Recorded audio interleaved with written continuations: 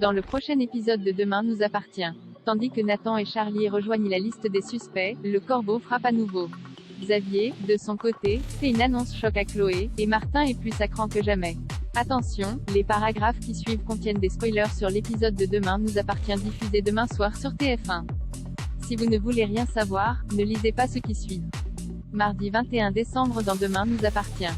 Nathan et Charlie sont suspectés dans l'affaire de l'agression de Jack. Interrogé par Aurore, Nathan reconnaît le vol des ordinateurs et des tablettes mais jure qu'il n'est pas responsable de l'envoi des vidéos sur Internet. Il ajoute qu'il a revendu tout le matériel informatique et qu'il ignore l'identité des acheteurs.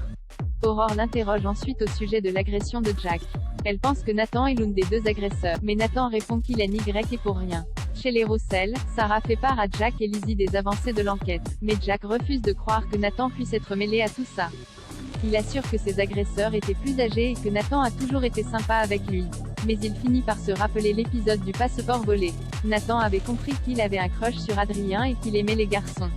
De retour au commissariat, Sarah annonce à Aurore que du cash a été retrouvé au domicile de Nathan, mais aucune trace du matériel informatique volé.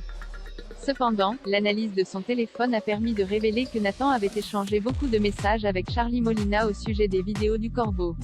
Et en regardant les caméras de vidéosurveillance du marché de Noël, Roxane a découvert que Charlie était présente le soir où Jack s'est fait agresser. Elle était seule et y est restée un bout de temps. Martin se rend les Moreno pour interroger Charlie, et cette dernière ne comprend pas pourquoi on l'accuse. Martin lui rappelle alors son passif avec Sofia et Bilal Bédiar. Charlie reconnaît qu'elle s'est bien amusée en voyant toutes ces vidéos sortir sur les réseaux mais assure qu'elle n'a rien fait, et elle donne son téléphone à Martin pour prouver sa bonne foi.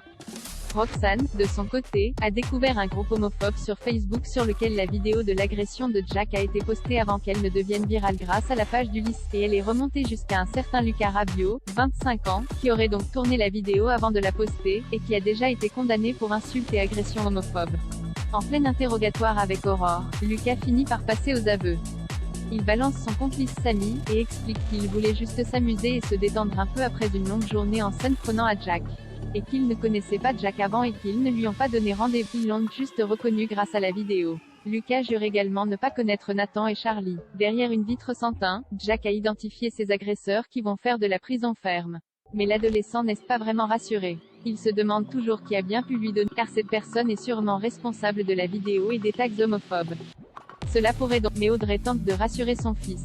Alors que l'implication de Nathan et de Charlie dans l'agression et l'envoi des vidéos a été écartée, le corbeau, qui court toujours aux grandes dames du procureur Perrault, semble avoir trouvé de nouvelles cibles. On le voit en effet réaliser un montage photo pour faire croire que Angie couche avec François Lehaut, son professeur de France. Xavier met fin à son histoire avec Chloé. Alex raccompagne Céleste chez Chloé et raconte à son ex-femme qu'ils ont fêté Noël un peu en avance avec les doudous de Céleste.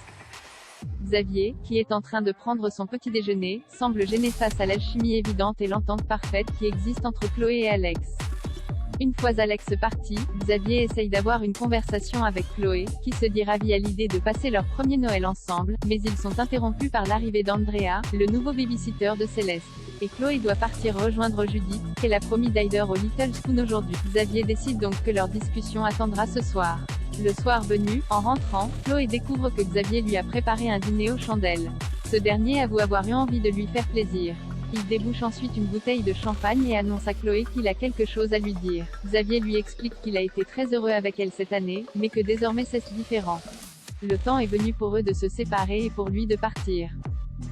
Xavier lui explique que bien s'entendre ça ne suffit pas, qu'aimer quelqu'un c'est plus que Chloé sait que Xavier fait référence à Alex et promet que tout est fini entre eux, malgré leur rapprochement, mais Xavier sait qu'elle se trompe et que le lien entre Alex et elle est toujours là. Il préfère donc sortir de sa vie. Il ajoute que dans un couple il y en a toujours un qui aime plus que l'autre. Là c'était lui, mais Xavier assure ne pas être amer. Il n'aime pas à Chloé, il est juste un peu triste. Ils finissent par se prendre dans les bras. Martin est plus à cran que jamais devant le commissariat. Martin et Virginie continuent de se disputer au sujet du réveillon de Noël.